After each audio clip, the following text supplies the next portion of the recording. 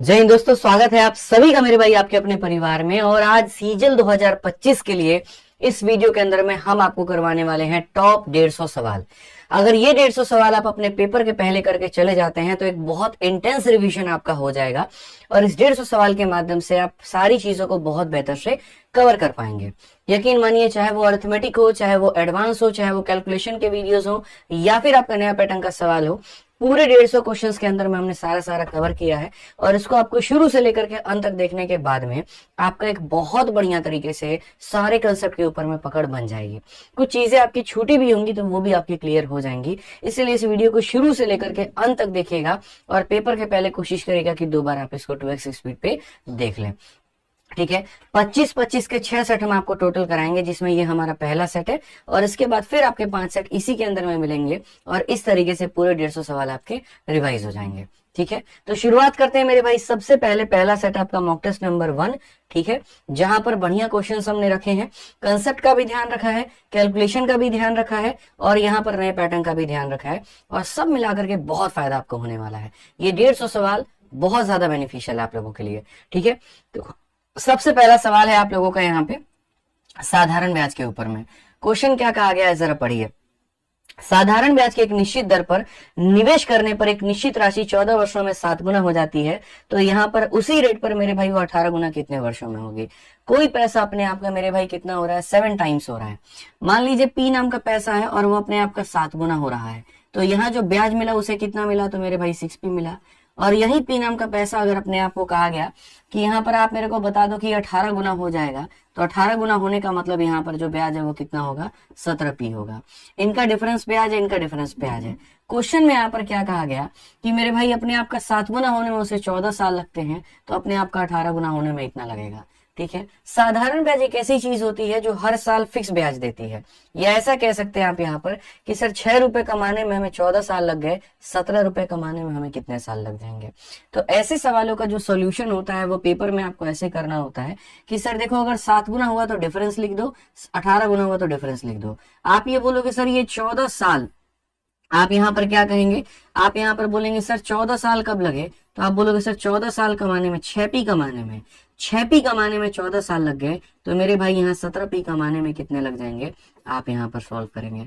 2 से आपका कटेगा 3 बार में, 2 से कटेगा 7 बार में, 7 सते 49, 7 एकम 7 4 इतना डिवाइडेड बाई 3 हमारा कुल मिलाकर के लग जाएगा मेरे भाई 3 3 9 और 3 9 27, लगभग 39 point something option number b जो होगा वो करेक्ट आंसर होगा। इस तरीके से मेरे भाई आप इसको समझ पाएंगे, इस तरीके से आप जान पाएंगे। कभी भी अगर ऐसा आ जाए इतना गुना हो गया इतने सालों में, इतना गुना हो गया इतने सालों में, तो डिफरेंस निकाल करके तब उसको इस तरीके से सॉल्व करना होता है। आइए चलिए नेक्स्ट क्वेश्चन आप यहाँ देखिए क्या कहा गया। इसमें बोला गया ए, बी और सी एक रेस्टोरेंट शुरू करने के लिए निवेश करते हैं। कुल निवेश उनका मेरे भाई 5 लाख रुपए था। बी ने ए से 65,000 रुपए अधिक का निवेश किया था, सी ने बी से 35,000 रुपए कम का निवेश किया था। वर्ष के अंत में उनका लाभ इतना है, तो लाभ का हिस्सा क्या होगा। मेरे भाई जब समय हमारा बराबर होता है तो लोग जिस अनुपात में निवेश करते हैं उनको पैसा भी उसी अनुपात में मिलता है। इतना समझ लीजिए, इन्वेस्टमेंट का ही रेशियो प्रॉफिट का रेशियो बन जाता है। तो यहाँ पर हमारे सामने क्या है, तो यहाँ पर हमारे सामने कुल मिलाकर के 3 लोग हैं, ए, बी और सी। यहाँ पे अगर हम देखेंगे तो बी ने ए से 65,000 रुपए, यहाँ पर देखो बी ने ए से 65,000 रुपए अधिक का निवेश किया है। अगर हम बी की बात करें तो इससे कितना ज्यादा किया है, तो इससे मेरे भाई 65,000 रुपए अधिक का निवेश किया है। साथ में यहाँ पर क्वेश्चन में कहा गया है सी ने बी से 35,000 रुपए कम निवेश किया है। सी ने बी से मेरे भाई कितना किया, तो 35,000 रुपए कम का निवेश मेरे भाई यहाँ पर किया है। ये इस तरीके से बातें हैं। इंग्लिश भी पढ़ोगे तो बी इन्वेस्टेड इतना मोर देन ए, सी इन्वेस्टेड इतना लेस देन बी। ठीक, अगर हम बात करें यहाँ पर इन्वेस्टमेंट को ही लेकर के, तो आप ऐसे मान करके चलो कि सर मानो इसने x रुपया इन्वेस्ट किया था, तो इससे 65,000 ज्यादा, मतलब यहाँ पर ये x प्लस 65,000 हो जाएगा। ठीक है, और इससे 35,000 क्या है, तो मेरे भाई यहाँ पर कम है, तो इसमें से अगर 35,000 आप कम करोगे तो मेरे भाई ये हो जाएगा x प्लस मेरे भाई कुल मिलाकर के कितना, 30,000। ठीक है, अब क्वेश्चन में यहाँ पर क्या है, तीनों के इन्वेस्टमेंट को अगर आप जोड़ दो तो ये 5 लाख के बराबर होता है। तो अगर मैं ए के इन्वेस्टमेंट को, बी के इन्वेस्टमेंट को और सी के इन्वेस्टमेंट को जोड़ दूं तो मेरे भाई ये हमारा 5 लाख के करीब में है मेरे भाई यहाँ पर। अब आप यहाँ देखो x प्लस एक्स मेरे भाई यहाँ कितना हो जाएगा, 3x हो जाएगा आपका। 65,000 और 30,000 हमारा कितना हो जाएगा, 95,000 हो जाएगा। वो 95,000 को जाकर के उधर माइनस करोगे तो मेरे भाई यहाँ पर 4,05,000 रुपए आ जाएंगे आपके। समझ में आ गया? इकाई, दहाई, सैकड़ा, हजार, 10,000, लाख आप देख सकते हैं। आप इसको काटिए अगर यहाँ से तो बोलेंगे 3 का 1 गुना 3, 3 3 इतना, 3 5 15, 1,35,000 आपका मेरे भाई एक्स का मान आ गया। अगर एक्स का मान 1,35,000 आ गया तो यहाँ से आप ए, बी और सी के इन्वेस्टमेंट का मेरे भाई वैल्यू निकाल सकते हैं और देख सकते हैं। एक्स का मान 1,35,000 है, इसका मतलब ए ने जो इन्वेस्ट किया है वो मेरे भाई 1,35,000 इन्वेस्ट किया है। इस 1,35,000 से 65,000 ज्यादा मेरे भाई बी की इन्वेस्टमेंट है। इसमें जब 65,000 जोड़ोगे तो मेरे भाई यहाँ पर इसका इन्वेस्टमेंट आ जाएगा मेरे भाई कुल मिलाकर के 2 लाख रुपए, ठीक है। और ये 2 लाख से कितना देखो यहाँ पर, अच्छा, और ये ए से कितना ज्यादा है, 30,000, तो इसमें अगर 30,000 जोड़ोगे तो मेरे भाई 1,65,000 के करीब में आपका इसका इन्वेस्टमेंट आ जाएगा। इस तरीके से कि सबको अगर हम जोड़ेंगे तो 5 लाख होगा। ये हमारे इन्वेस्टमेंट का मेरे भाई क्या बन गया, तो रेशियो बन गया। अब उसके बाद अगर आप देखो तो यहाँ से आप इसका रेशियो निकाल सकते हो, वैल्यू निकाल सकते हो। 5 से मेरे भाई आपका 27 बार में, 5 से आपका दोस्त यहाँ पर 40 बार में, और 5 से आपका मेरे भाई 33 बार में। यानी इन्होंने इस अनुपात में निवेश किया है तो इनको जो प्रॉफिट भी मिलेगा वो यहाँ पर इसी अनुपात में मिलेगा। तो इन्वेस्टमेंट का भी रेशियो यही है और प्रॉफिट का भी रेशियो मेरे भाई यहाँ पर यही है, ठीक है। अब क्वेश्चन में कहा गया कि if the profit at the end of year was 15,000, उसमें ए का शेयर कितना होगा। यानी साल के अंत में इनको 15,000 का नाफा होता है। ये 15,000 क्या है, तीनों की वैल्यू है।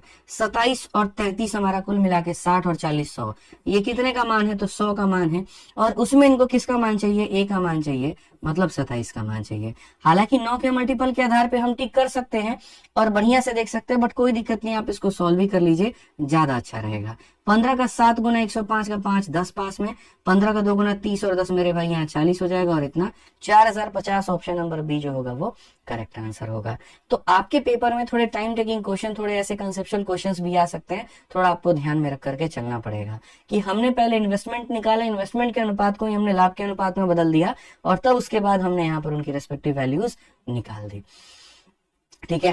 तीसरा, एग्जामिनर का सबसे ज्यादा फेवरेट ऐसे सिंप्लीफिकेशन का क्वेश्चन होते हैं और ऐसा सवाल आपके पेपर में पूछा जाता है, तो इसमें घबराना आपको नहीं है, सीधा उड़ाना है मेरे भाई यहाँ पर, ठीक है। जिन्होंने ये सब सवाल नहीं पढ़े हैं वो यूट्यूब पर सर्च कर सकते हैं, simplification by Aditya Ranjan sir, तो पूरी वीडियो आ जाएगी, आप उसको देख लो।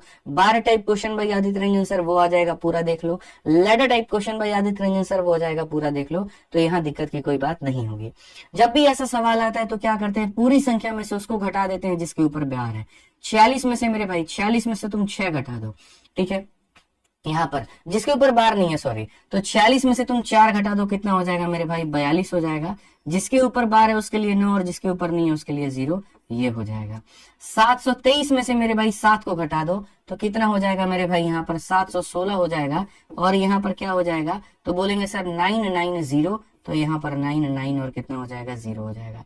माइनस 39 में से 3 घटा दो तो मेरे भाई ये हो जाएगा 36, और बट्टे में कितना हो जाएगा, 90, और यहाँ पर ये हमारा कितना हो जाएगा, 7/9 हो जाएगा। बहुत तरीके से आप इसको हल कर पाएंगे, कोई दिक्कत नहीं है। आप 9 से काटिए मेरे भाई 4 बार में। अब अगर आप देखेंगे तो 4 × 7 28/90, और ये 42/90। 42/90 में से 28/90 को अगर तुम घटाते हो तो तुम्हें कितना मिलेगा मेरे भाई, तो 42/90 से 28/90 घटाओगे तो तुम्हें मिलेगा 14/90, और 14/90 का मेरे भाई यहाँ 716/990 के साथ में तुम्हें यहाँ एलसीएम लेना है। अगर तुम यहाँ देखो 990 और यहाँ देखो 90, 11 से ऊपर और नीचे मल्टीप्लाई करेंगे तो ये भी तुम्हारा 990 बन जाएगा, ठीक है। तो अगर हम एलसीएम ले लेते हैं मेरे भाई यहाँ पर 990, तो आप यहाँ क्या कहोगे, गुरुजी इसका 11 गुना है, तो इसका 11 गुना कितना होगा, तो इसका 11 गुना हो जाएगा 4, 4 1 5, 154, ठीक है। तो ऐसा कह सकते हो सर 11 से इधर भी मल्टीप्लाई करो, 11 से इधर भी मल्टीप्लाई करो, और बाकी ये चीजें तो हमारी एज इट इज दी गई हैं, इसमें कोई दिक्कत नहीं है। अगर हम देखेंगे 16 और 54 मेरे भाई कितने होते हैं, 60 70, तो ये हमारा हो जाएगा 870/990। कितना हो जाएगा, 870 मेरे भाई कितना, 990 मेरे भाई यहाँ पर, ठीक है। अब 870/990 या यूं कह लीजिए 87/99, कौन सा ऑप्शन है, तो ऑप्शन नंबर यहाँ जो बी है वो बिल्कुल सही है, 87/99। ऑप्शन नंबर बी जो आएगा वो करेक्ट आंसर आएगा, ठीक है। और भी टेक्निक्स इसको सॉल्व करने के, लेकिन उसको यहाँ पर अप्लाई नहीं करेंगे, उस आधार पर ये वाला क्वेश्चन नहीं बनेगा, बाकी और सवाल इसके आधार पर बन सकते हैं, तो इसको ऐसे ही बनाएंगे यहाँ, ठीक है। आइए चलिए नेक्स्ट क्वेश्चन देखिए। टाइम एंड वर्क थोड़ा कैलकुलेटिव पेपर में पूछा जा रहा है, इसलिए क्वेश्चन भी हमने कैलकुलेटिव रखा है। और यहाँ पर फेज 12 का क्वेश्चन है। ये क्वेश्चन में कहा गया मेरे भाई, the one day work of 2 men is equal to one day work of 4 women। 2 पुरुषों का जो काम है मेरे भाई यहाँ पर, ये 4 महिलाओं के काम के क्या है, तो बराबर है। ठीक है, और the one day work of 8 qualified worker, या फिर यहाँ पर ये बराबर 8 क्वालिफाइड वर्कर के।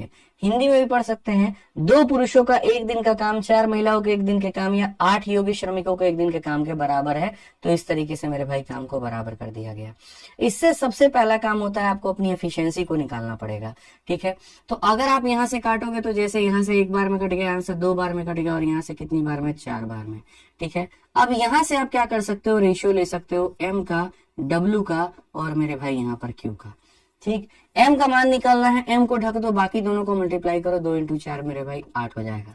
W का निकालना है, ढक दो, 1 × 4 हमारे सामने 4 हो जाएगा।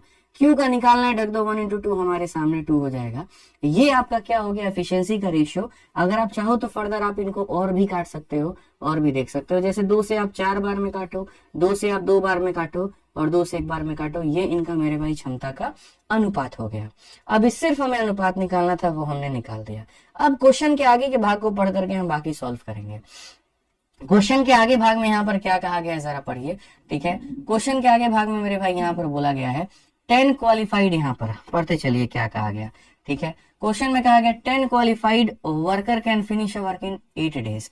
10 मजदूर यहाँ इस काम को 8 दिन में खत्म कर सकते हैं। तो बोला गया if a man, a woman and a qualified worker work in the same order on the 3 different days, the work will be finished in dash days।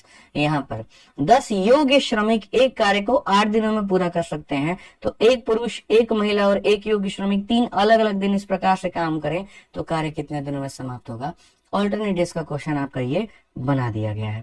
कोई फर्क नहीं पड़ता है, कोई दिक्कत नहीं है। सबसे पहले हम यहाँ पर कैलकुलेट करेंगे कि हमारा जो टोटल वर्क है वो हमारा कितना है। तो हम बोलेंगे सर 10 लोग इसको 8 दिनों में खत्म कर सकते हैं। 10 क्वालिफाइड वर्कर इसे कितने दिनों में खत्म करेंगे, 8 दिनों में। एक क्वालिफाइड वर्कर एक दिन में 1 यूनिट काम करता है। तो 10 × 1 × 8 यानी टोटल वर्क हमारे सामने कितना है, तो 80 है। टोटल वर्क हमारे सामने कितना है, तो मेरे भाई यहाँ पर 80 है। ठीक है, अब कहा गया कि 3 अलग अलग दिन अलग अलग लोग काम करने आते हैं। मेरे भाई पहला दिन यहाँ पर, पहला दिन कौन आता है, तो एक मैन काम करने आता है।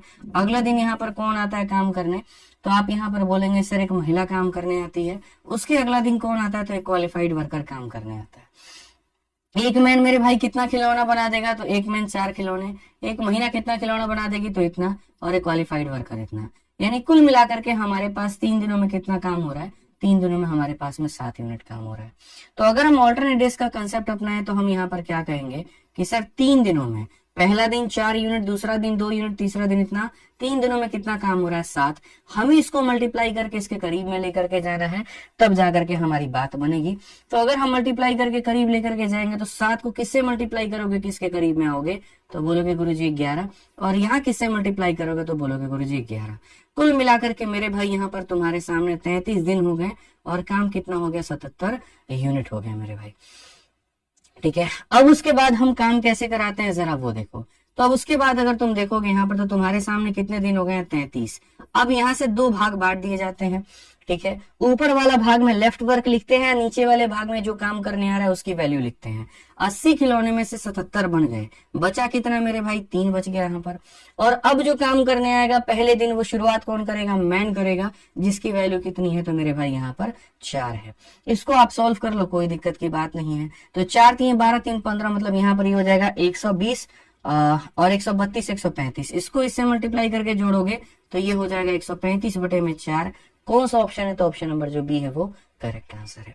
कभी इस बात के साथ मेंटली प्रिपेयर होकर के मत जाना पेपर में कि क्वेश्चन आसान आ सकता है, और इस बात के लिए भी मत जाना कि क्वेश्चन टफ आ सकता है। दोनों बहुत खतरनाक होगा मेरे भाई। इतना समझ करके जाना, जो पढ़ा है क्वेश्चन उसी के बीच में आएगा। पैनिक नहीं करना है, आराम से वक्त लेकर के बनाना है। टफ आया तो सबके लिए आएगा, आसान आएगा तो सबके लिए आएगा मेरे भाई। बस इतना हो कि पेपर का लेवल थोड़ा ठीक होता है तो पढ़ने वाले बच्चों के लिए बेनिफिशियल हो जाता है। सिर्फ वही उस सवाल को बना पाते हैं, बाकी लोग नहीं बना पाते हैं। ऐसे केसेस में कट ऑफ भी ज्यादा नहीं जाती है और फेयर सिलेक्शन होता है। ठीक है, तो बढ़िया रहेगा, आप अपने ऊपर में विश्वास करके जाओ, बढ़िया से विश्वास करके जाओ और बनाओ, और जितना नजर क्वेश्चन के ऊपर में रखो उतना ही नजर ऑप्शन के ऊपर में भी रखते चले जाओ। हालांकि आज के जो क्वेश्चंस मैंने रखे हैं वो ऑप्शन से बनाने वाले नहीं है, उसमें कोई शॉर्ट ट्रिक लगने वाला नहीं है, उसमें तुमसे ऐसे रखवा दिया है कि उसको करना ही पड़ेगा तो करना पड़ेगा, ठीक है, स्किप नहीं कर सकते तुम। 5 नंबर क्वेश्चन देखो क्या कहा गया, the salary of A B and C are in the ratio इतना, ए और बी का मेरे भाई टुगेदर की वैल्यू हमारे सामने इतना है, by what percentage the salary of A more then यहाँ सी।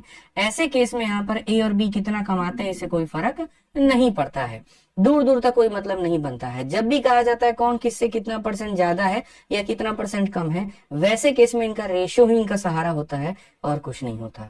तो अगर हम यहाँ देखें ए बी और सी को मेरे भाई लेकर के कुल मिला करके, ठीक है, आपको पता है ये हमारा ए है, ये बी है और ये सी है, तो अगर आप ए की वैल्यू चाहते हो तो इसका ऊपर वाला ले लो और बाकी दोनों के नीचे वाला। 3 × 5 15 × 3 कितना हो जाएगा मेरे भाई, 45 हो जाएगा। अगर आप बी की वैल्यू चाहते हो उसका ऊपर वाला ले लो और बाकी दोनों के नीचे वाला। 2 × 6 12, 12 × 3 हमारा कितना हो जाएगा, 36 हो जाएगा। अगर आप सी का वैल्यू चाहते हैं इसका ऊपर वाला बाकी दोनों के नीचे वाला, 2 × 5 10, 10 चौके कितना 40। आप यहाँ पर इसका रेशियो ले सकते हो तो नहीं ले सकते, तो बस बात खत्म।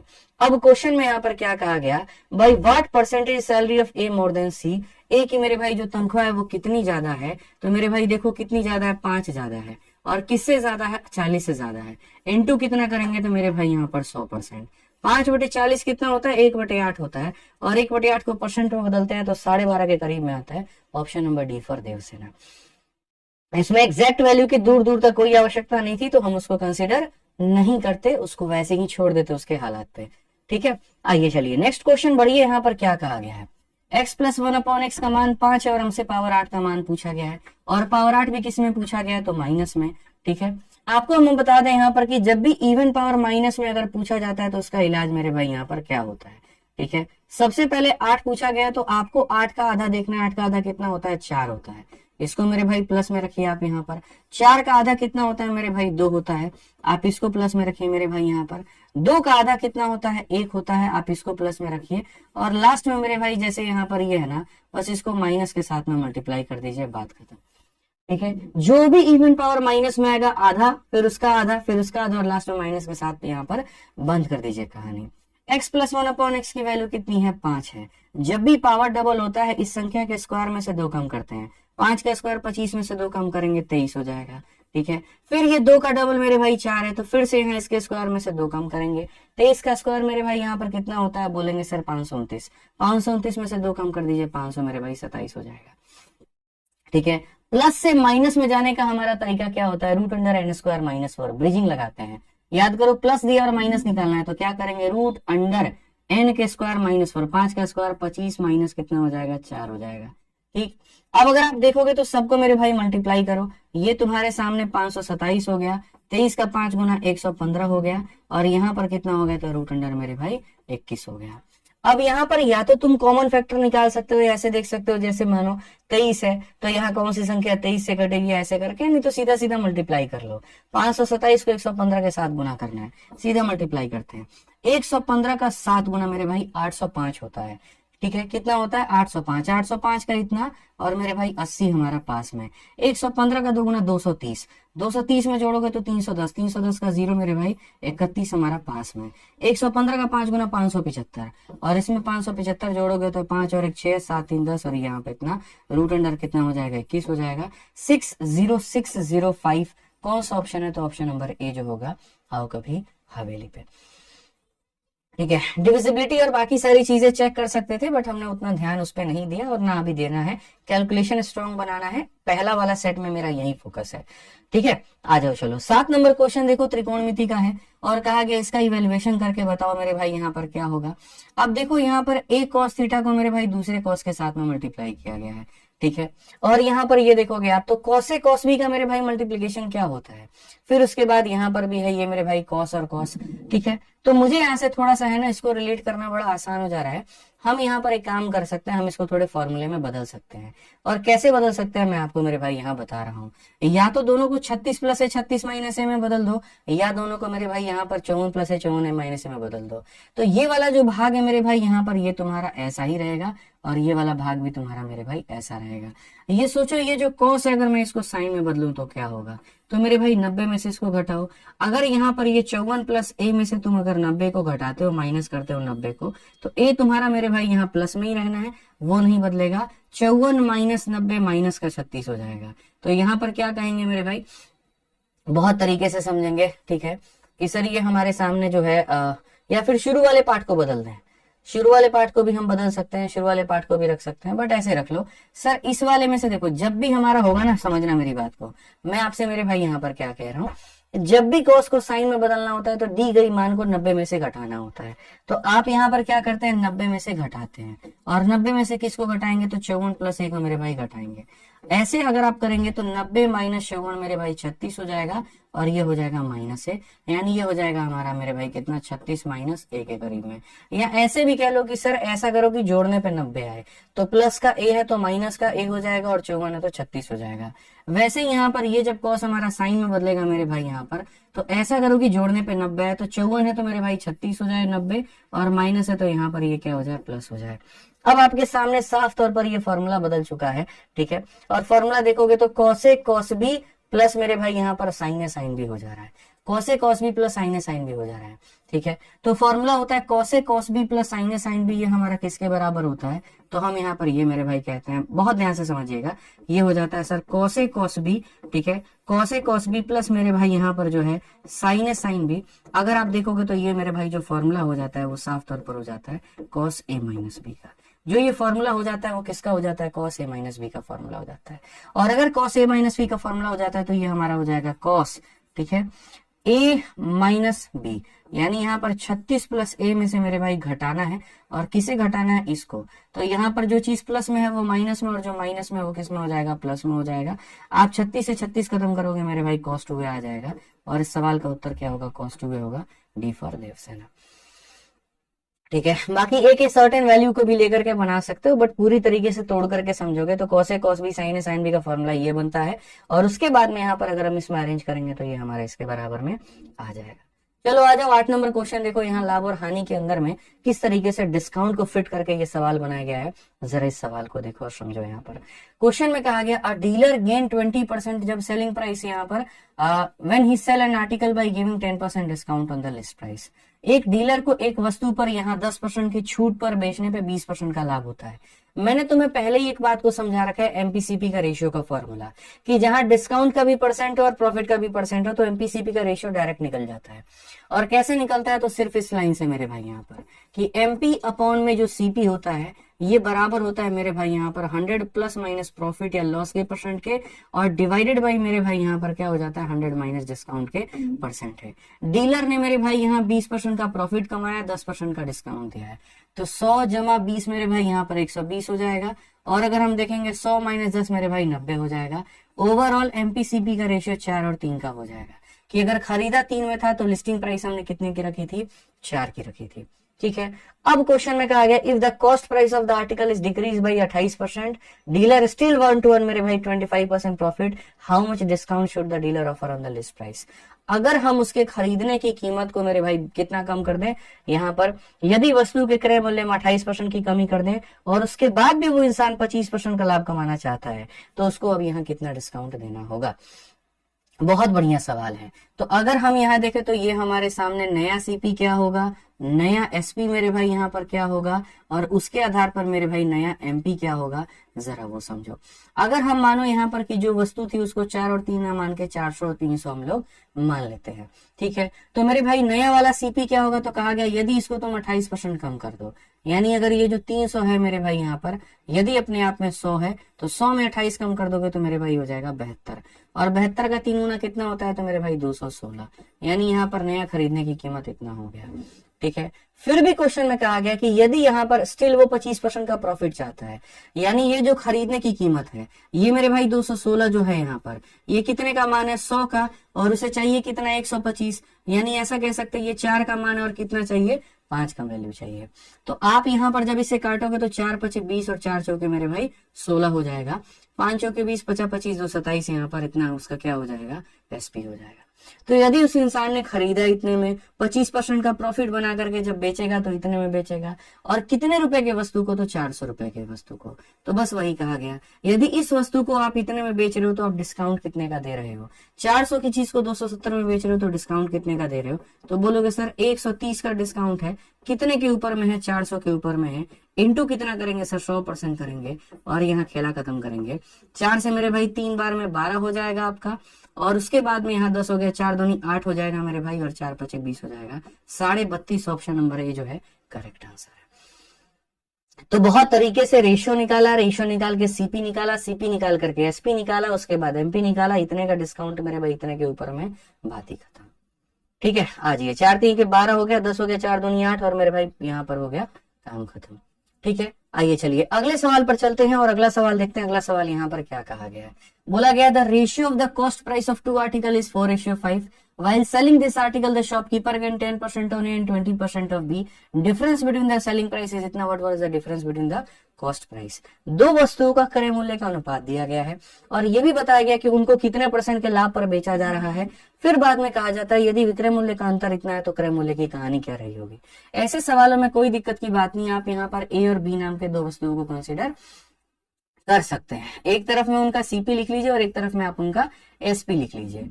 तो दो वस्तुओं का क्रय मूल्य का अनुपात 4:5 है। 4:5 को आप 4:5 ना लेकर के 400 और 500 ले लीजिए, वो ज्यादा अच्छा होगा। ठीक है, अब कहा गया, बहुत तरीके से समझिएगा। अब क्वेश्चन में मेरे भाई यहाँ पर कहा गया कि पहले पर 10% का प्रॉफिट, इसका 10% 40 होता है, यानी पहले को आपने इतने में बेचा है, और दूसरे पर 20% का प्रॉफिट, इसका 20% 100 होता है, यानी दूसरे को आपने इतने में बेचा है। इनका जो अंतर है वो 160 का है। इनका अंतर कितने का है, 160 का है। तो कहा गया ये जो 480 रुपए है मेरे भाई यहाँ पर, ये जो है इनके सेलिंग प्राइस का अंतर है, मतलब 160 का मेरे भाई मान है। और हमसे कहा गया है इनके खरीदने की कीमत का अंतर बताओ, यानी मेरे भाई यहाँ पर 100 का अंतर बताओ। 160 से काटोगे 3 बार में 300, हमारा उत्तर आएगा B for Baahubali, correct answer है। एकदम लॉलीपॉप क्वेश्चन था यहाँ पर ये। ठीक है, कोई दिक्कत नहीं था। आज ये चलिए 10 नंबर क्वेश्चन को देखिए, एकदम नया पैटर्न पर आपका ये पूछा गया है।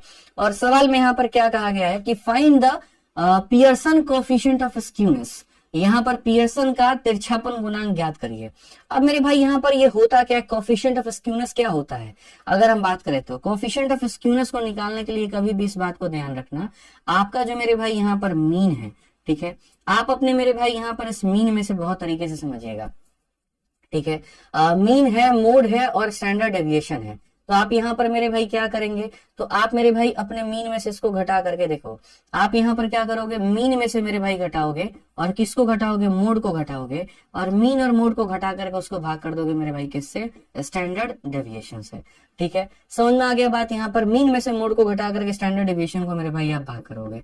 तो आप यहाँ पर 100 में से 40 को घटाइए और भाग करिए किससे मेरे भाई यहाँ पर 80 से। तो कुल मिलाकर के हमारा कितना आ जाएगा, 60/80। और 60/80 का मतलब यहाँ पर कितना होता है, तो आप इसको भाग करो मेरे भाई 6/8। 6/8 का मतलब 3/4। 3/4 का मतलब कितना हो जाता है, 0.75 हो जाता है। कौन सा ऑप्शन है, तो ऑप्शन नंबर ए जो है करेक्ट आंसर है। कभी भी कोएफिशिएंट ऑफ स्क्यूनेस निकालना है, मीन में से घटाओ, मोड को डिवाइड करो स्टैंडर्ड डेविएशन के साथ, तुम्हारा मेरे भाई सीधा सीधा उत्तर निकल करके चला आएगा। ठीक है, आ जाओ चलो 11 नंबर क्वेश्चन देखो। ज्यामिति का ये सवाल है, समरूपता इसके अंदर में लग सकता है सवाल के हिसाब से। पढ़ते हैं सवाल में क्या है तब समझ में आएगा। कहा गया एक त्रिभुज PQR के अंदर में, यहाँ पर आप पढ़िए क्वेश्चन में साफ सीधी बात मेरे भाई यहाँ पर कहा गया कि इन ट्रायंगल PQR। ठीक है, क्या कहा गया, इन ट्रायंगल PQ और यहाँ पर मेरे भाई RS intersect PQ at T। अगर हम देखेंगे यहाँ पर RS intersect PQ at S। ठीक है, R और S मेरे भाई यहाँ पर, ठीक है, कहा गया RS इंटरसेक्ट PQ एट मेरे भाई यहाँ पर कौन से पॉइंट पे, तो S पे। ये जो RS है PQ को S नाम के बिंदु पर काटता है। The side of the triangle QR बराबर 36। QR का मान इन्होंने कितना दिया है, तो 36 दिया हुआ है। SQ का मान इन्होंने कितना दिया मेरे भाई यहाँ पर 27 बोल दिया है। RS का मान हमारे सामने कितना है, तो मेरे भाई यहाँ पर ये वैल्यू हमारे सामने 18 दे दी गई है। QRS यानी ये वाला जो एंगल है मेरे भाई यहाँ पर QPR के, यानी इस वाले एंगल के मेरे भाई यहाँ पर बराबर है। ठीक है, बहुत बढ़िया है। तो हमसे कहा गया पेरीमीटर बता दो किसका, पेरीमीटर हमसे पूछा गया मेरे भाई PRS वाले ट्रायंगल का, और हमसे यहाँ पर Q और उसके बाद में एस और आर वाले ट्रायंगल का।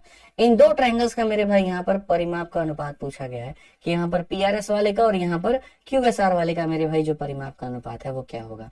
देखो इसमें समरूपता ही लगेगा और समरूपता लगा करके ही तुम बना पाओगे, और इतना घबराने की कोई आवश्यकता नहीं है, परेशान होने की कोई आवश्यकता मेरे भाई यहाँ पर नहीं है। जैसे इन्होंने पूछा हम उस तरीके से नहीं चलेंगे और वैसे हम नहीं बताएंगे। हम जो मेरे भाई सिमिलैरिटी लगाएंगे वो किस में लगाएंगे, हम जो सिमिलैरिटी लगाएंगे मेरे भाई यहाँ पर इस वाले ट्रायंगल के अंदर में और साथ में यहाँ पर बड़े वाले ट्रायंगल के अंदर में। ये दो ट्रायंगल के अंदर में हम सिमिलैरिटी लगाएंगे तब जाकर के हमारी बात बनेगी। क्यों? क्योंकि हमने समरूपता में सीखा है जहां पर दो एंगल बराबर हो जाते हैं वही सिमिलैरिटी लगती है। तो अगर हम ये वाला पार्ट लेते हैं तो इसका ये वाला पार्ट छोटे में भी वही मान देगा और मेरे भाई बड़े में भी वही मान देगा, यानी ये वाला जो एंगल होगा वो कॉमन होगा छोटे वाले के लिए भी और बड़े वाले के लिए भी। तो एक एंगल मुझे यहाँ पर मिल गया। दूसरा एंगल मेरे भाई क्यूएसआर में ये वाला है और बड़े वाले में ये वाला है, तो ये हमारा मिल गया। ठीक है। और तीसरा जो एंगल होगा, जैसे यहाँ पर ये वाले की अगर बात करो तो मेरे भाई तीसरा जो एंगल होगा पूरा पूरा संपूर्ण का, देखो छोटा हो बड़ा हो इसका ये वाला, देखो तीसरा जो एंगल होगा इसका ये तीसरा वाला और यहाँ पर इसका ये तीसरा वाला, ये क्या होगा, बराबर होगा। ठीक है। तो अगर हम सिमिलैरिटी देखें तो हम यहाँ पर क्या करेंगे, बहुत तहजीब से लिखेंगे। हम कहेंगे सर देखो यहाँ पर ये वाला एंगल छोटे वाले में और यही वाला एंगल बड़े वाले में बराबर है, तो इसमें छोटे वाले के सामने कितना है सर, 18 है, और यहाँ पर इस एंगल में बड़े वाला कितना है, तो सर यहाँ पर PR है। ठीक है, एक एंगल हो गया। दूसरा सर इसमें छोटे वाले के सामने कितना है सर, 27 है, और यहाँ पर इसके सामने सर बड़े वाले में कितना है, तो सर हमारे सामने 36 है यहाँ पे। अब बच गया हमारा थर्ड एंगल। थर्ड एंगल कौन सा है, तो सर ये वाला हमारा थर्ड एंगल है। इसमें छोटे वाले के सामने सर हमारा कितना है, तो 36 है। अच्छा, बड़े वाले का एंगल Q लिया जा चुका है, बड़े वाले का एंगल P लिया जा चुका है, तो बड़े वाले का कौन सा एंगल बचा, तो कंप्लीट एंगल R बचा है। कौन सा एंगल बचा है, कंप्लीट एंगल R, और कंप्लीट एंगल R के सामने मेरे भाई कितना है, तो कंप्लीट एंगल R के सामने 27 जमा यहाँ पर कितना है, PS है। तो यहाँ पर आप क्या लिखोगे, बोलोगे सर 27 जमा क्या हो जाएगा, PS हो जाएगा। ठीक है। अब ये सारे के सारे मेरे भाई आपस में बराबर हैं। एक बार इन दोनों को सॉल्व करोगे तो PR का मान निकल जाएगा, और एक बार इन दोनों को सॉल्व करोगे तो मेरे भाई किसका मान निकल जाएगा, PS का मान, और ये निकल जाएगा तो तुम्हारा मेरे भाई बात हमारा बन जाएगा। तो अगर हम यहाँ देखते हैं तो एक बार इन दोनों को खाली हम सॉल्व करते हैं। ठीक है, ये 3 और 4 के अनुपात में है, 9 से मेरे भाई 3 बार में और 9 से हमारा 4 बार में, तो 3 का 6 गुना 18, तो 4 का 6 गुना 24। एक बार में मेरे भाई उत्तर आ गया, बताओ। 3 4 के अनुपात में 3 का मान 18, 4 का मान 24, तो यहाँ से सीधा सीधा हल करोगे मेरे भाई, यहाँ पर खाली इन दोनों को हल करोगे तो PR का मान कितना आ जाएगा, PR का मान 24 आ जाएगा। कितना आ जाएगा, PR का मान 24। अब एक बार इन दोनों को मेरे भाई वापस से सॉल्व करो। ठीक है, और आप देखो वापस से काटोगे तो बोलोगे गुरुजी ये 3 और 4 के अनुपात में है। किस अनुपात में है, फिर से रिपीट कर दे रहा हूं मेरे भाई, ये 3 है और ये कितना है, 4 है। 3 का 12 गुना 36 है, 4 का 12 गुना 48 होगा। समझिए, 3 का 12 गुना 36 है, 4 का 12 गुना 48 होगा। 48 में मेरे भाई 27 है, तो ये कितना होगा, 21 होगा। 27 में 21 जोड़ेंगे यानी PS का मान कितना आ जाएगा, तो PS का मान मेरे भाई 21 आ जाएगा। ठीक है, अब उसके बाद में इन्होंने क्या कहा, कौन से ट्रायंगल की पेरीमीटर निकालने को हमसे बोली, P का, R का, S का, ये वाला ट्रायंगल का रेशियो, और किसके साथ में, QSR का मेरे भाई यहाँ पर ये वाला। तो PRS की बात करते हैं, P हो गया, R हो गया, S हो गया, पेरीमीटर की बात करते हैं। PR का मान कितना निकल करके आया है, 24, और PS का मान कितना निकल करके आया है, 21। इनका पेरीमीटर देखो तो बोलोगे सर 2 2 4 1 5, 50 हो गया, 8 4 12 1 13, 50 में 13 जोड़ोगे तो कितना हो जाएगा गुरुजी, 63 हो जाएगा। QSR की बात करते हैं मेरे भाई, Q हो गया, S हो गया, R हो गया, 30 और यहाँ पर देखो 30 और 20 50, 50 और 10 मेरे भाई 60, 8 7 15 6 21 मेरे भाई 81 हमारे सामने यहाँ पर ये हो जाएगा। सीधा सीधा काटेंगे, 9 7 63, 9 9 81, 7 अनुपात 9, ऑप्शन नंबर C जो है आंसर है।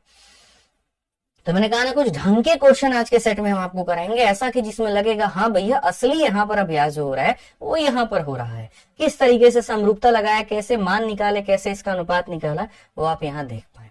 ठीक है, आइए चलिए 12 नंबर क्वेश्चन की मेरे भाई यहाँ बात करते हैं। 12 नंबर क्वेश्चन देखते हैं क्या कहा गया। बोला गया, the compound interest earned in 1 year on 4,80,000 at a rate of 20% per annum compounded quarterly. यानी यहाँ पर जो है तिमाही वाला केस बन रहा है कि हमारे पास में 4,80,000 रुपए हैं, यदि इस पैसे को मैं 20% के दर से 1 सालों के लिए तिमाही के आधार पर देता हूं तो ब्याज कितना मिलेगा।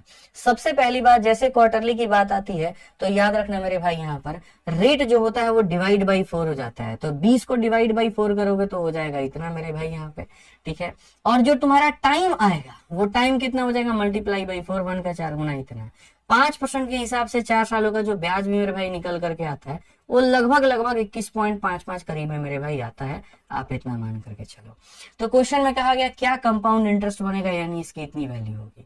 अगर इसकी इतनी वैल्यू होगी तो कंपाउंड इंटरेस्ट जब मेरे भाई निकालोगे तो बोलोगे सर ये 4,80,000 जो है सर यहाँ पर, आप इस बात को मानिए ये अपने आप में कितना परसेंट है, तो सर 100% है, और हमें जो निकालना है वो कितना निकालना है, तो 21.55% की वैल्यू निकालनी है। आपको सक्सेसिव आना चाहिए। 5%, 10% का टेबल, 2 सालों में कितना, 3 सालों में कितना, 4 सालों में कितना, वो याद होना चाहिए। अगर किसी को याद है तो वीडियो यहीं पर करके कमेंट बॉक्स में मेरे भाई लिख दो, ताकि बाकी जो बच्चे होंगे वो भी एक बार उसको देख करके रिवाइज करके रख लेंगे, और नहीं याद होगा तो उसका स्क्रीनशॉट लेके मोबाइल में अपने रख लेंगे। कहीं ना कहीं किसी न किसी के भले के कारण तुम यहाँ बन जाओगे, लिख देना कमेंट बॉक्स में। तो जब आप इसको सॉल्व करोगे तो मेरे भाई कौन सा ऑप्शन आएगा, आपका ऑप्शन नंबर ए जो है इसका यहाँ नियर अबाउट आंसर आएगा, आप सॉल्व करके देख लेना, ठीक है। आ जाओ चलो 13 नंबर क्वेश्चन की बात करते हैं। 13 नंबर सवाल मेरे भाई यहाँ पर देखते हैं क्या कहा गया है। 13 नंबर क्वेश्चन में पढ़िए, बोला गया है there is a leak in a tank which empty it in 6 hour. Leak खाली करता है 6 घंटे में। A tap is turned on which fill the tank in with 10 liter of water per minute when it is full. Now it takes 10 hour to empty. What is the capacity of tank? एक tank में रिसाव है जो 6 घंटे में खाली करता है। अगर लीक की अकेला बात करें तो लीक इसे क्या करेगा, 6 घंटे में अकेला खाली करेगा, ठीक है। एक नल चालू किया जाता है जो टैंक को प्रति मिनट 10 लीटर पानी से भरता है। जब यह भर जाता है तो इसे खाली होने में अब 10 घंटे लगते हैं, ठीक है। मान लीजिए कि यहाँ पर अब जो है मेरे भाई भर गया तो खाली होने में कितना लगेगा, तो 10 घंटे लगेगा।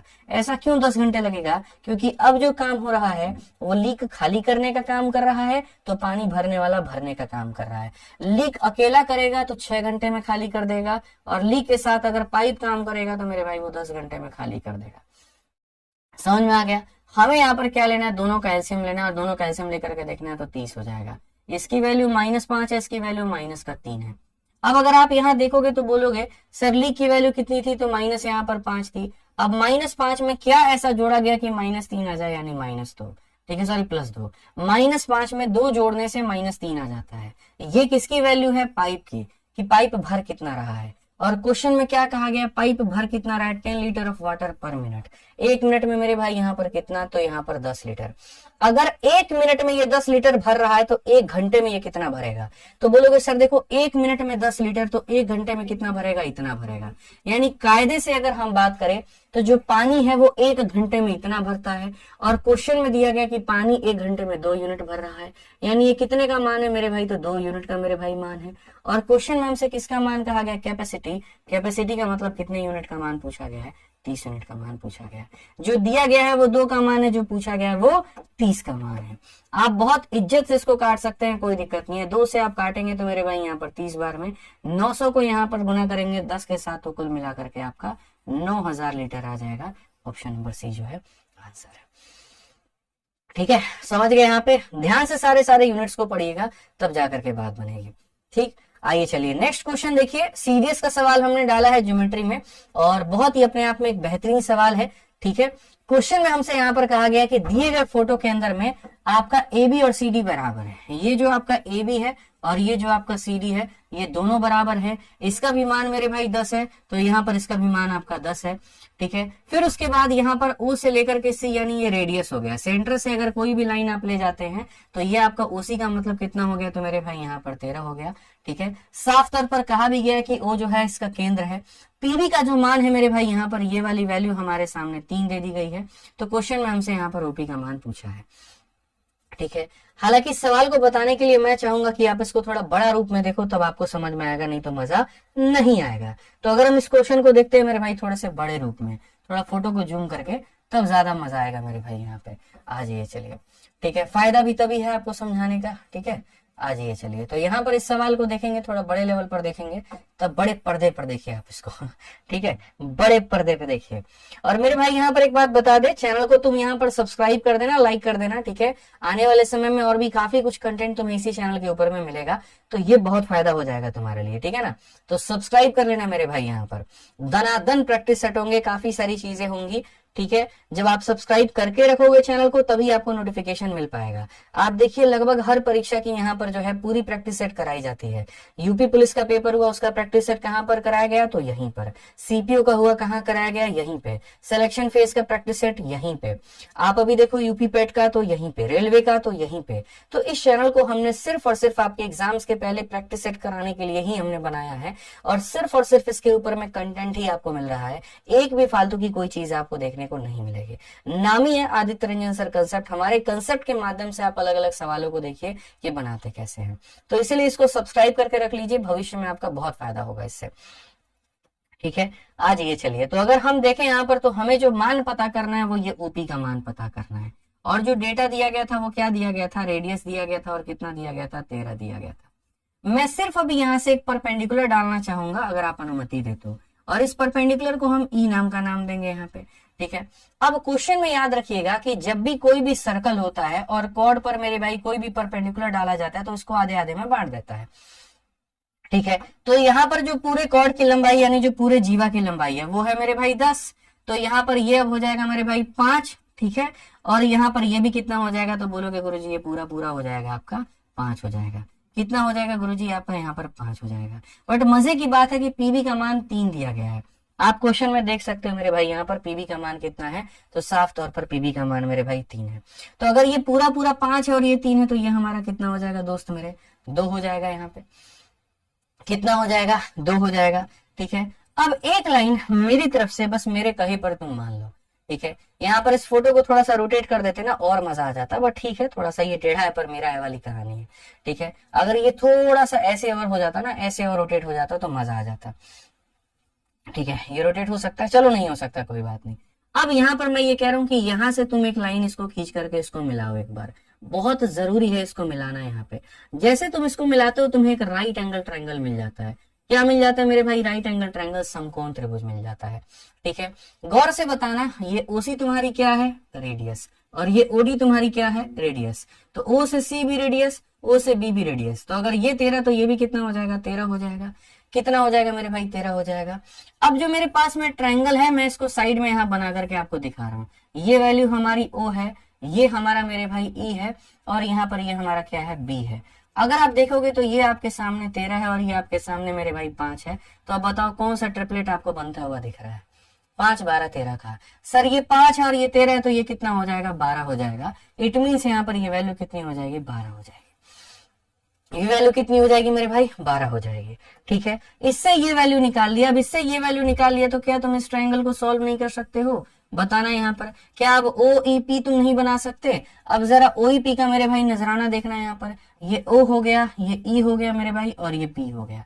O से लेकर के E का जो मान है वो कितना है, 12 है। E से लेकर के P का जो मान है मेरे भाई यहाँ पर 2 है, और तुमसे OP का मान पूछा गया है। हो नहीं सकता है भाई, बताना जरा। सीधा सीधा बोलोगे गुरुजी रूट अंडर इसका स्क्वायर प्लस इसका स्क्वायर, इसका स्क्वायर 144, इसका स्क्वायर 4 जोड़ दोगे तो मेरे भाई कितना आ जाएगा, 148 आ जाएगा।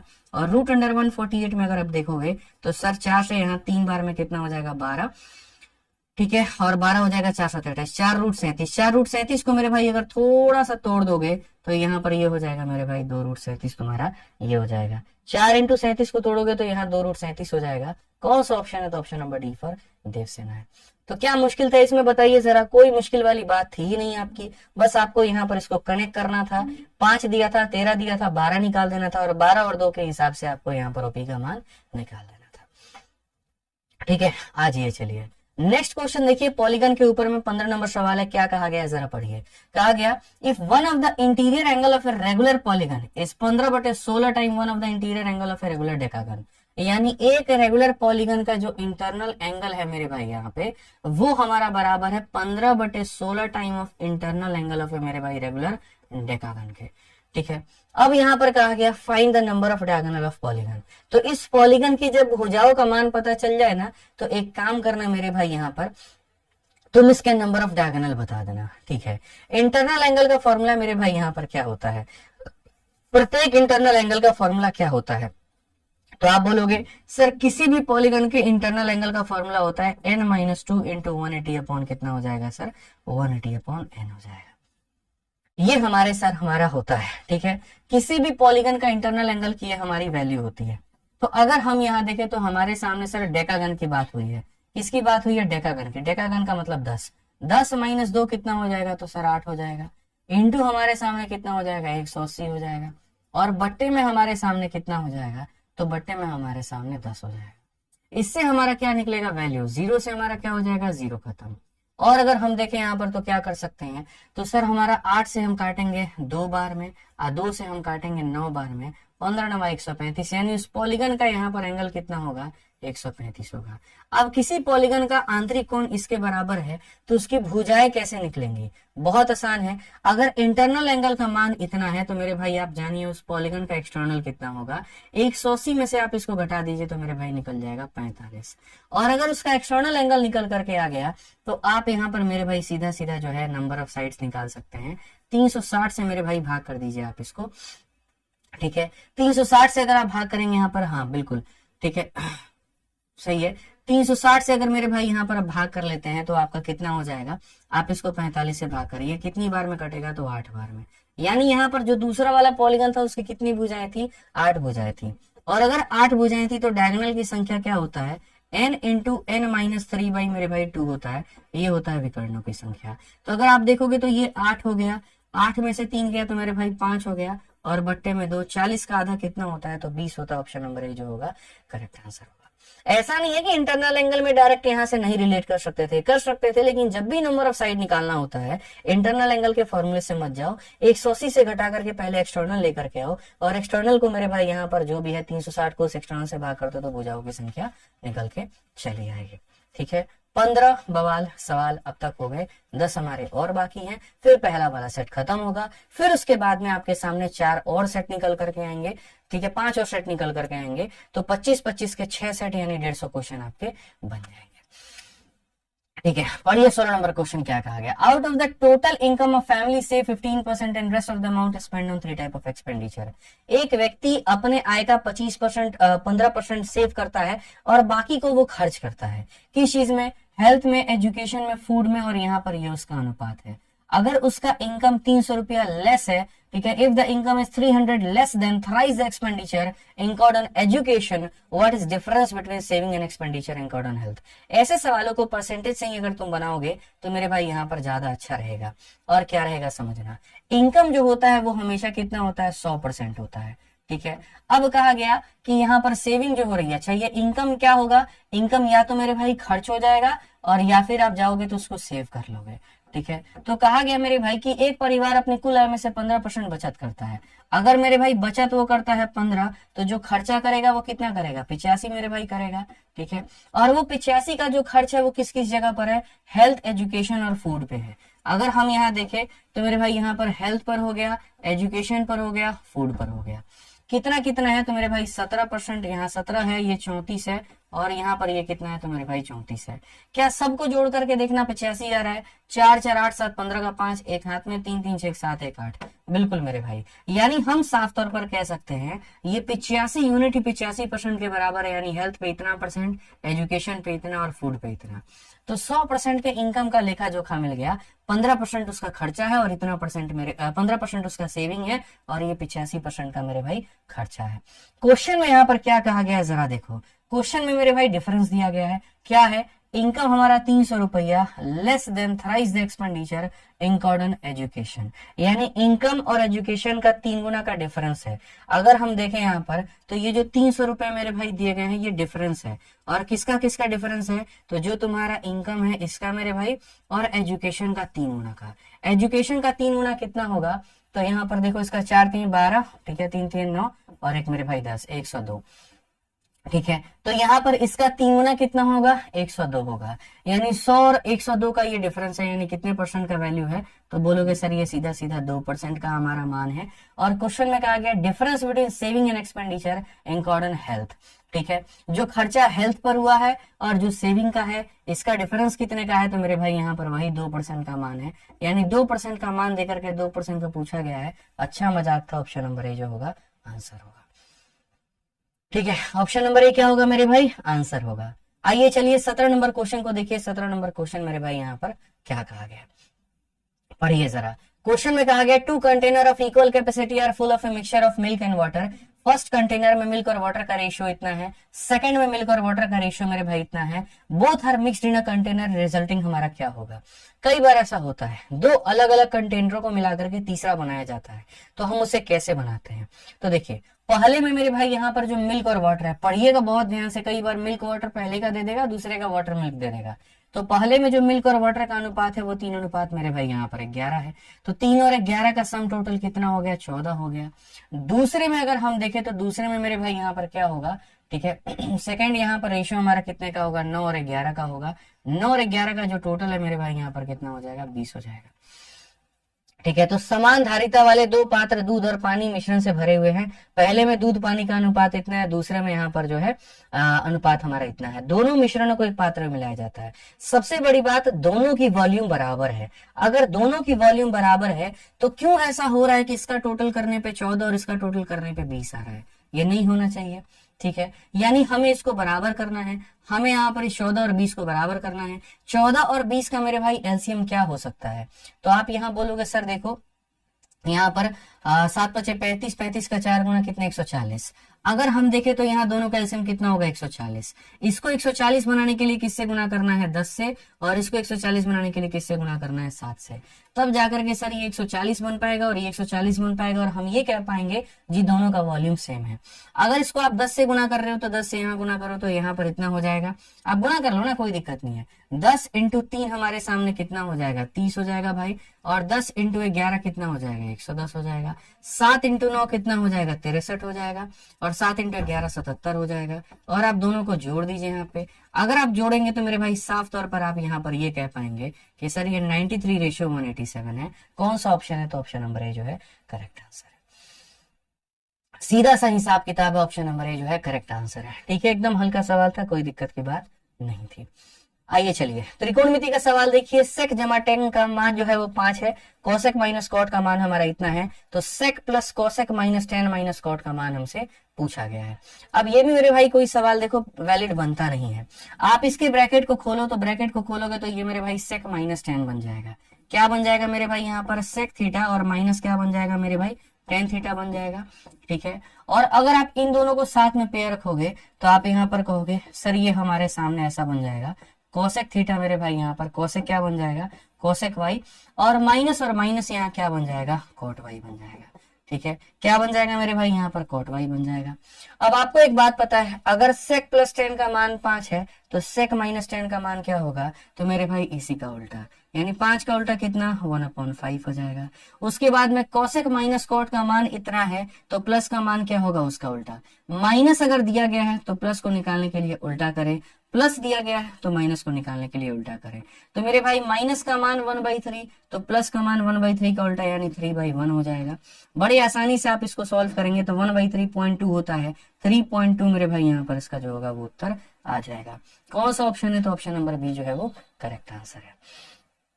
ठीक है, आइए चलिए नेक्स्ट क्वेश्चन की बात करते हैं। 19 नंबर सवाल की बात करते हैं, निर्देशांक ज्यामिति यानी कोऑर्डिनेट ज्योमेट्री की, क्योंकि इससे भी 2024 में आपके क्वेश्चन आए थे। क्या कहा गया जरा पढ़िए। कहा गया the relation between k1 k2 for the system of linear equation this and this represent coincident line, यानी दो रेखाएं जो है यहाँ पर वो क्या है, कोइंसिडेंट है। तो k1 k2 में रिलेशन क्या होगा, आप पढ़ लीजिए मेरे भाई कि सर अगर ये कोइंसिडेंट है ना तो k1 k2 में रिलेशन क्या होगा। सर k1 और k2 के बीच संबंध जिसके लिए रैखिक समीकरण इतना और इतना निकाय संपाती रेखाओं को दर्शाता है।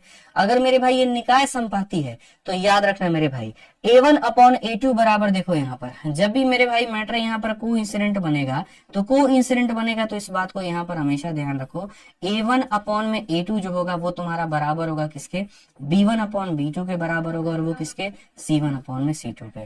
ठीक है, अंतिम समय मेरे भाई यहाँ पर याद रखना कि तुम्हारे लिए सबसे ज्यादा जो उपयोगी है वो कौन है। तो अंतिम समय में तुम्हारे पास में मैथ्स के सारे कंसेप्ट, सारे ट्रिक, सारे फॉर्मूला बाय हार्ट होने चाहिए, और वो सिर्फ और सिर्फ तुम्हें यहाँ पर मिलेगा। फॉर्मूला बुक का बच्चे सबसे ज्यादा इस्तेमाल ही अपने पेपर के टाइम पर करते हैं, चाहे वो प्री हो या फिर वो मेंस हो, क्योंकि इतना कुछ तुम पढ़ चुके होते हो कि तुम्हारी बन जाती है खिचड़ी। उसको अगर बार बार रिवाइज नहीं करोगे तो पेपर में हो जाएगा गलती। कब पता चलेगा तुम्हें कि कोइंसिडेंट में क्या लगाना है, पैरेलल में क्या लगाना है, इंटरसेक्टिंग में क्या लगाना है, कैसे क्या लगाना है, वो सारा का सारा तुम्हारा यहाँ से रिवाइज हो जाएगा। तो इसी तरीके से परसेंटेज हो, प्रॉफिट लॉस हो, मेंसुरेशन हो, ट्रिग्नोमेट्री हो, ज्योमेट्री हो, सारे के सारे फॉर्मूले का रिवीजन यहाँ से करके चले जाना। तुम्हारे पास होगा तो उससे पढ़ लेना, नहीं होगा तो दोस्त का मांग के रिवाइज करके चले जाना।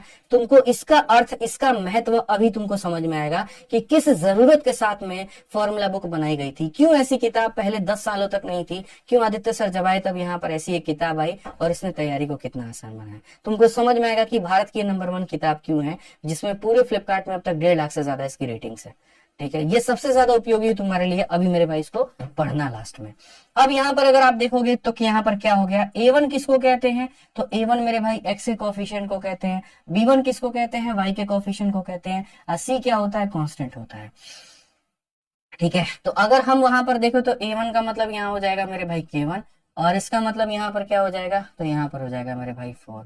ये बराबर होगा हमारे किसके, तो बराबर हो जाएगा मेरे भाई 3, और यहाँ पर किसके साथ, K2 के।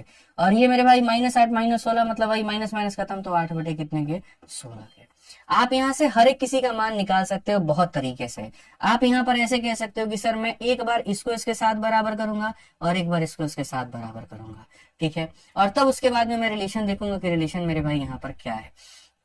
हालांकि डायरेक्ट रिलेशन भी दिख सकता है K1 K2 के वैल्यू इतना, लेकिन हम ऐसे नहीं करेंगे, हम वैल्यूज को निकालेंगे तब हम उसके बाद में जानेंगे। अगर हम देखते हैं तो 16 को 4 से डिवाइड करने पर 4 आया है, तो 8 को 4 से डिवाइड करने पर इसका मान आएगा, 8 को 4 से डिवाइड करो तो मान 2 आ जाएगा, यानी K1 का मान 2 हो जाएगा। कितना हो जाएगा मेरे भाई, 2 हो जाएगा। ठीक है, अब उसके बाद में अगर मान लो यहाँ पर कि तुम चाहो इन दोनों को सॉल्व करना या इन दोनों को सॉल्व करना, तो मेरे भाई यहाँ पर तुम किसी को भी सॉल्व कर सकते हो, कोई दिक्कत नहीं है। ठीक है, आप यहाँ पर चाहो तो आप ऐसे कह सकते हो सर K2 का मान 16 इंटू 3 कितना हो जाएगा, देखो यहाँ से मेरे भाई काटो, 8 से तुम्हारा कितनी बार में कटेगा, 2 बार में। यहाँ पर कितनी बार में, ये 1/2 के बराबर है। तो ऐसा कह सकते हो कि सर देखो ये एक अपने आप का 3 गुना हुआ है, तो 2 अपने आप का 3 गुना हो जाएगा, यानी K2 का मान कितना हो जाएगा, 6 हो जाएगा। K2 का मान कितना हो जाएगा, 6 हो जाएगा। अब गौर से देखो K1 और K2 में क्या रिलेशन है, तो K1 का 3 गुना K2 है, इसका 3 गुना करो तो K2 आएगा, यानी K2 is 3 time of K1। तो K2 is 3 time of K1 कौन सा ऑप्शन है, ऑप्शन नंबर ए जो है करेक्ट आंसर है। ठीक है, आ जाओ चलो 20 नंबर क्वेश्चन देखो, यहाँ पर रेस का क्वेश्चन है, जरूरी है ये भी पढ़ो क्या लिखा गया। अशोक रन इतना time as fast as Bharat, if Ashok gives Bharat a head start of मेरे भाई यहाँ पर इतना, then how far must the winning post be so that Ashok and Bharat reaches on same time. एक व्यक्ति को पता है कि वो दूसरे से तेज भागता है, इसीलिए वो दूसरे को कहता है ठीक है थोड़ा सा तू स्टार्ट ले लो, ताकि हम दोनों रेस को एक ही समय पे खत्म कर पाए। नहीं तो अगर मैं तुमसे तेज भागता हूं और शुरुआत हमने एक साथ की तो जाहिर सी बात है जीत मेरी होगी। इसीलिए यहाँ पर जो अशोक नाम का व्यक्ति है वो भरत से इतना गुना तेज दौड़ता है। यानी अगर हम अशोक की और अगर हम भरत की बात करें तो यहाँ 3 इंटू 2 6 2 8 मेरे भाई यहाँ पर 8/3, सीधी सी बात है। तो क्वेश्चन में क्या कहा गया, अशोक भरत से इतना गुना तेज दौड़ता है। ठीक है, यानी अगर हम बात करें तो मेरे भाई यहाँ पर जो भारत भाई है हमारे, अगर वो यहाँ मान लीजिए 3 दौड़ते हैं तो ये 3 में 8 जोड़ दीजिए, यानी 11 यूनिट ये दौड़ते हैं। अशोक रन इतना टाइम एज फास्ट एज, एक सेकंड, नहीं, एक सेकंड, यहाँ पे ये थोड़ा सा हमें समझने की आवश्यकता है। ठीक है, अशोक मेरे भाई यहाँ पर क्या है, तो अशोक देखो यहाँ पर अशोक कहा गया कि अशोक जो है यहाँ पर 3 इतना गुना मेरे भाई फास्ट भागता है, और किसके भागता है, तो भारत के भागता है। यानी अशोक की जो वैल्यू है इतना टाइम्स ऑफ भारत की वैल्यू है, इतना टाइम्स ऑफ भारत की वैल्यू है, तो भारत को नीचे लेकर के आओगे तो अशोक और भारत का रेशियो निकल करके चला आएगा। अब मेरे भाई अशोक की स्पीड 8 है, भारत की स्पीड 3 है, तो अशोक को तो ये बात पता होगा भैया कि अगर हम भागे तो हम जीतेंगे। तो मेरे भाई अशोक यहीं पे रहता है और भारत को लीड देता है, और मेरे भाई लीड देता है और कहता है तुम यहाँ से शुरू करो। अब रेस यहाँ से शुरू होती है। अब रेस जब शुरू होती है तो भारत थोड़ा आगे से भागता है, अशोक थोड़ा पीछे से भागता है, और एक ही समय पे मेरे भाई शुरू करते हैं। ठीक है। अब मैं तेज दौड़ता हूं, आप धीरे दौड़ते हैं, तो मैंने आपको कहा ठीक है आप कुछ आगे से शुरुआत करिए, तो मुझे अपने दिमाग में ये फिट करके चलना होगा कि मैं आगे उतना ही गैप आपको दूं कि जिसमें कहीं ऐसा ना हो कि आप हमसे जीत जाएं। यानी मैं इतना जान सकता हूं कि मैं आपसे मेरे भाई कितना आगे हूं, तो मैं मेरे भाई आपसे यहाँ पर जो है वो 5 ज्यादा हूं। कितना ज्यादा हूं? 5 ज्यादा हूं। तो मैं जो आपको ये गैप दूंगा मेरे भाई, ना 5 से कम दूंगा ना 5 से ज्यादा दूंगा। अगर 5 से कम दूंगा तो आप हार जाएंगे, 5 से ज्यादा दूंगा तो आप जीत जाएंगे। ना मुझे आपको हराना है ना मुझे आपको जिताना है, बस ये गैप को बराबर रखना है, ठीक है। तो यहाँ पर ये कितना हो गया? 5 यूनिट। ये व्यक्ति जो भागा है वो भागा है 3 यूनिट, और ये जो व्यक्ति भागा है वो भागा है 8 यूनिट। इस तरीके से कि इसका 8 और इनका 8 क्या हो रहा है? तो बराबर हो रहा है, ठीक है। क्वेश्चन में कहा गया मेरे भाई Ashok gives Bharat a start of 160 metre. तो ये जो 160 मीटर है ना, ये कितने का मान है? 5 का मान है। और क्वेश्चन में यहाँ पर कहा गया है मेरे भाई then how far must the winning post be. ये कितना दूर होगा? तो 8 यूनिट की दूरी पर होगा। बहुत अच्छे से आप इसको काटेंगे, 5 से 3 बार में और 5 से 2 बार में। 8 दूनी 16 और यहाँ 24 और 1 25, 256 हमारा करेक्ट आंसर होगा। कौन सा ऑप्शन है? तो बी फॉर बाहुबली, ठीक है। इसको कहते हैं concept of constant time. Constant time में क्या होता है? स्पीड का रेशियो ही डिस्टेंस का रेशियो बन जाता है, या यूं कह लीजिए चोर पुलिस का रेशियो। पता है पुलिस तेज भागती है, चोर धीरे भागता है, इसीलिए मेरे भाई थोड़ा लीड दिया जाता है। इस लीड का मान दिया गया था और पुलिस के द्वारा तय की गई दूरी हमसे पूछी थी। आज ये चलिए 21 नंबर क्वेश्चन औसत का सवाल है, यूपीएससी सीडीएस का है, नॉर्मल क्वेश्चन है। देखिए यहाँ पर कहा गया average marks in mathematics of section A compromising 30 question is 65, section B में यहाँ 35 बच्चों का औसत इतना है। What is the average marks of both the section. अगर ये डिडक्ट किया गया कि entry of 47 marks was wrongly made as 74, मतलब एक स्कूल में 2 तरह के सेक्शन है, सेक्शन ए में 30 बच्चे हैं, सेक्शन बी में 35 बच्चे हैं। तो सेक्शन ए वालों का टोटल अगर मार्क्स निकाले तो कितना होगा? तो वो हो जाएगा मेरे भाई 30 इंटू 65 हो जाएगा। सेक्शन बी वालों का अगर हम टोटल निकाले तो कितना होगा? 35 इंटू मेरे भाई 70 हो जाएगा। जब मैं सेक्शन ए और सेक्शन बी का टोटल कर रहा हूं तो टोटल करने पे एक बच्चा लेकर के आता और कहता है गुरुजी आपसे टाइपिंग में दिक्कत हो गई है, थोड़ा एरर हो गया है, और बाद में यहाँ पाया जाता है कि अंकों की प्रविष्टि में 47 के स्थान पर गलती से 74 लिखा गया है। तो मैं क्या करूंगा? इस पूरे टोटल में से 74 को माइनस करूंगा और उसके जगह पे 47 को जोड़ दूंगा। तो ये मेरा क्या आ गया? टोटल आ गया। ये मेरा क्या आ गया? टोटल आ गया। और कितने बच्चों का टोटल आ गया मेरे भाई? तो यहाँ पर 30 बच्चे और यहाँ 35 बच्चे, यानी 65 बच्चों का, ठीक है। तो मुझे अगर औसत निकालना है तो मैं क्या करूंगा? तो मुझे अगर मेरे भाई एवरेज निकालना है तो मैं यहाँ पर सीधा सा बात है इस पूरे टोटल को मेरे भाई मैं 65 से क्या करूंगा? भाग कर दूंगा। पूरे टोटल को मैं किससे भाग करूंगा? 65 से भाग करूंगा। तो 65 से 65 को भाग करोगे तुम्हारे सामने 30 बचेगा मेरे भाई। अब यहाँ इनका हिसाब किताब थोड़ा सा सलट लो तुम, ठीक है। 7 बचे 35, ठीक है, और 7 त्रिक 21 3 2450 मेरे भाई हो गया। इसमें से अगर हम घटा दें मेरे भाई यहाँ पर तो 14 से तुम्हारा 7 हमारा 7 है, और मेरे भाई 6 से 4 तुम्हारा कितना है, या ऐसे भी कह लो 9 इंटू डिफरेंस 9 इंटू 3 27 हो जाएगा। 27 हो जाएगा मेरे भाई यहाँ पर। तो आप देखोगे 50 में 27 गया तो मेरे भाई कितना हो गया? 23 हो जाएगा, ठीक है। 2423 हो जाएगा। 2423 को अगर तुम यहाँ पर 65 से लगभग भाग करते हो, थोड़ा सा मतलब जो है कटेगा। 13 से कट सकता है क्या? 13 से अगर हम देखें 5 बार में, और 13 से तुम्हारा मेरे भाई यहाँ पर 1 बार में 13, 112 हो गया। 13 8 104 मेरे भाई यहाँ पर 104 के बाद 83 हो गया लगभग यहाँ पर ना। तो 13 5 65, 13 6 78 और 13 6 78 लगभग यहाँ पर इतने के करीब में हो गया, 186 के करीब में। और 186 से थोड़ा सा ज्यादा, मतलब यहाँ इतना मान लो, उसको 5 से भाग करोगे 6 दूनी 12 8 दूनी 16 1 17, और मेरे भाई यहाँ पर इतना लगभग 37.2 के करीब में 67.2 आ रहा है हमारा। कौन सा ऑप्शन आएगा? ऑप्शन नंबर ए जो है करेक्ट आंसर आएगा, ठीक है। इस वाले पार्ट को देखो, इस वाले पार्ट को हमने अलग डिवाइड किया, इस वाले पार्ट को 65 से डिवाइड किया तो इतना आ गया, और बाकी वाला पार्ट जो मेरे भाई यहाँ पर ये वाला, इसकी थोड़ी कैलकुलेशन मैंने अलग की, इसको सॉल्व किया मेरे भाई यहाँ पर, तो लगभग हमारा नियरेस्ट हमारा 37.2 के करीब में आ रहा था। तो इसको अगर हम करेंगे तो 67.2 हो जाएगा, ऑप्शन नंबर ए। क्लियर है? ठीक है, कैलकुलेशन थोड़ा करते रहिए, बेहतर होता रहेगा। आज ये 22 नंबर सवाल देखिए, क्षेत्र मिति का सवाल है। यहाँ पर क्या कहा गया जरा पढ़िए। A well with inner radius 3 is dug 6 meter deep. The soil taken out, it has been spread evenly around it to a width of 2 meter to form an embankment. The height of the embankment is. बहुत famous question है। कुआं खोद की मिट्टी निकाल के आसपास उसको भर करके चबूतरा बनाया जाता है और चबूतरे के बारे में पूछा जाता है। तो अगर देखेंगे 6 मीटर गहरा एक कुआं खोदा गया, तो सबसे पहले कुआं किस आकार में खोदा गया? तो बेलनाकार आकार में, ठीक है। और यहाँ पर मेरे भाई कहा गया 6 मीटर गहरा कुआं खोदा गया जिसकी आंतरिक त्रिज्या 3 मीटर की है। यहाँ पर ये जो त्रिज्या है वो 3 मीटर की है और जो गहराई है मेरे भाई यहाँ पर वो 6 मीटर की है। इसमें से निकाली गई मिट्टी को इसके परित 2 मीटर के एक समान चौड़ाई के तटबंध बनाने के लिए फैलाया गया। The soil taken out has been spread evenly all around it to a width of 2 metre. यानी कहने का मतलब यही मिट्टी निकाल करके मेरे भाई इसके यहाँ आसपास में इस तरीके से फैला दिया गया। और कितने के हाइट पे फैला दिया गया, तो मेरे भाई यहाँ पर 2 मीटर के हाइट पे। ये जो हाइट है ये कितना फैलाया गया मेरे भाई, तो यहाँ पर 2 मीटर के चौड़ाई पर फैला दिया गया। नहीं है, sorry, the soil taken out has a spread of इतना, ठीक है, यहाँ पर नहीं, हाइट नहीं, ये जो चौड़ाई है मेरे भाई यहाँ पर ये 2 मीटर की चौड़ाई पे फैला दिया गया। तो हाइट ऑफ द एम्बैंकमेंट, ये एम्बैंकमेंट कितना ऊंचा होगा ये बता दो। ये हमारे सामने सवाल आता है।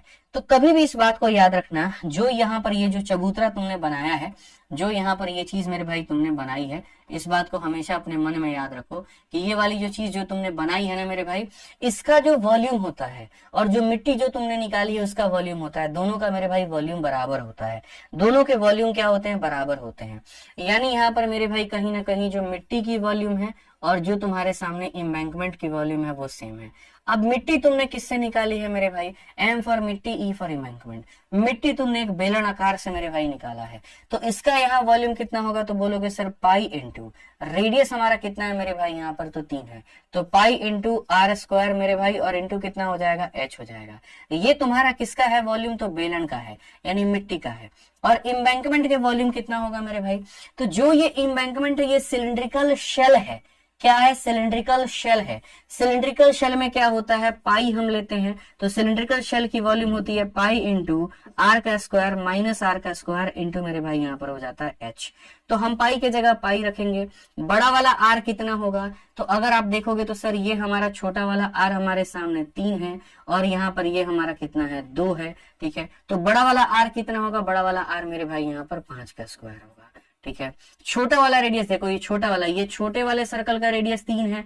अब बड़े वाले सर्कल का रेडियस कितना होगा, 3 में 2 जोड़ दो 5, तो बड़े वाले का 5, छोटे वाले का मेरे भाई यहाँ पर 3, ठीक है। और इंटू कितना हो जाएगा, इंटू हमारे सामने हाइट हो जाएगा। आप इसको सॉल्व करिए। पाई सिर्फ और सिर्फ दिखावे के लिए आया था और इसकी कोई जरूरत नहीं थी। उसके बाद अगर हम देखेंगे तो 9 इंटू 6 हमारे सामने 54 हो जाएगा सर यहाँ पे, और 25 में से मेरे भाई 9 गया तो हमारा कितना हो जाएगा, जल्दी से बताओ। 25 में से 9 गया तो हमारे सामने 16 हो जाएगा।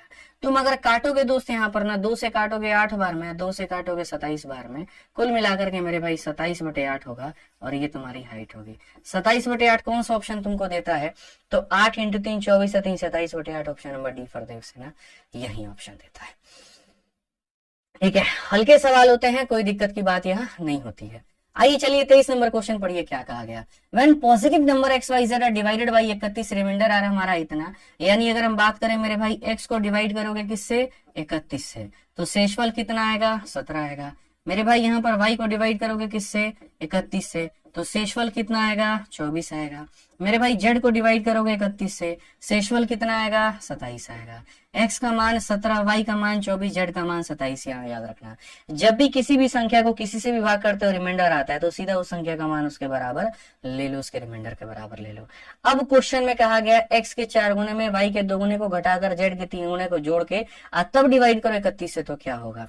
तो मेरे भाई आप मुझे बताओ यहाँ पर एक्स का कितना गुना करना है, 4 गुना, तो इसका 4 गुना कितना हो जाएगा, तो 68 हो जाएगा।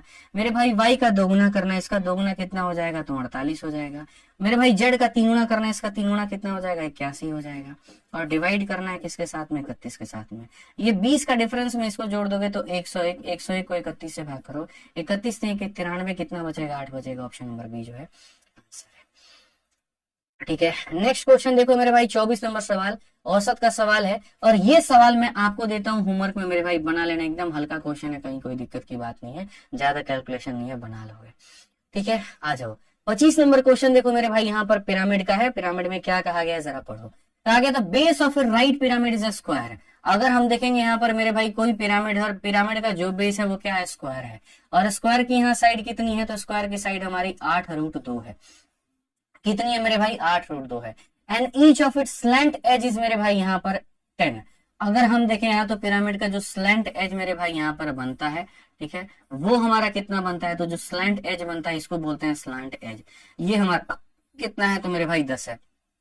वॉल्यूम कहा गया है कि वॉल्यूम कितना होगा मेरे भाई। पिरामिड का कभी भी तुम अगर वॉल्यूम निकालते हो तो वॉल्यूम में हो जाएगा 1/3 इंटू मेरे भाई यहाँ पर हो जाएगा एरिया ऑफ बेस।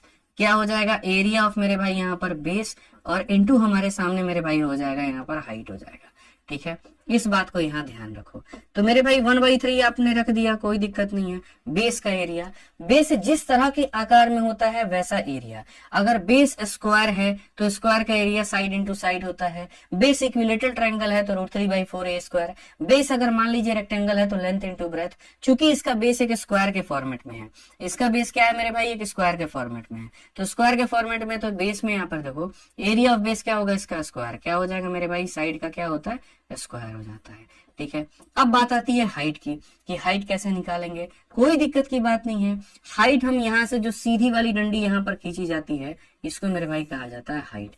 और ये हाइट को निकालने के लिए क्या करेगा आदमी, तो हाइट को निकालने के लिए बहुत शानदार तरीका अपनाएगा, और वो ये अपनाएगा कि मेरे भाई यहाँ पर आप देखो ये 90 डिग्री का कोण बनता है। ये तुम्हारा हाइपोटेनस है मेरे भाई यहाँ पर, और ये तुम्हारा मेरे भाई क्या है, तो ये तुम्हारा कहीं ना कहीं डायगोनल का आधा है। अपने हाइपोटेनस के स्क्वायर में से डायगोनल के स्क्वायर को घटा दोगे तो यहाँ पर इसका स्क्वायर आ जाएगा। ठीक है, अब अगर मैं इस स्क्वायर की बात करूं तो ये जो स्क्वायर है मेरे भाई यहाँ पर आप समझिए ये 8√2 इसकी भुजा है, 8√2 इसकी भुजा है, तो इसका डायगोनल कितना होगा, इसी का √2 टाइम्स। 8√2 को √2 से गुना करोगे तो मेरे भाई 16 आ जाएगा, और 16 में यहाँ पर ये वाली दूरी 8 होगी, ये वाली दूरी 8 होगी, यानी ये वाली दूरी कितनी होगी, तो बोलोगे गुरुजी 8 होगी। कितनी होगी, तो मेरे भाई 8 होगी। अब मेरे भाई एक लाइन में तुम्हारा आंसर निकल करके आ गया। आप समझो, आप यहाँ देखो पाइथागोरस में किसका ट्रिपलेट बनता है, 6, 8 और 10 का। ठीक है, तो यहाँ पर 6, 8, 10 का ट्रिपलेट बनता है, तो हाइट का मान कितना हो जाएगा, हाइट का मान मेरे भाई 6 हो जाएगा। और 6 हो जाएगा तो बस सॉल्व करो। 8 का स्क्वायर 64 का डबल 128 इंटू 2 मेरे भाई कितना हो जाएगा, 256। कौन सा ऑप्शन है, तो ऑप्शन नंबर ए जो है करेक्ट आंसर। ठीक है, तो इस तरीके से हमारे पूरे 25 सवाल हमारे पूरे होते हैं। ये हमारा सेट नंबर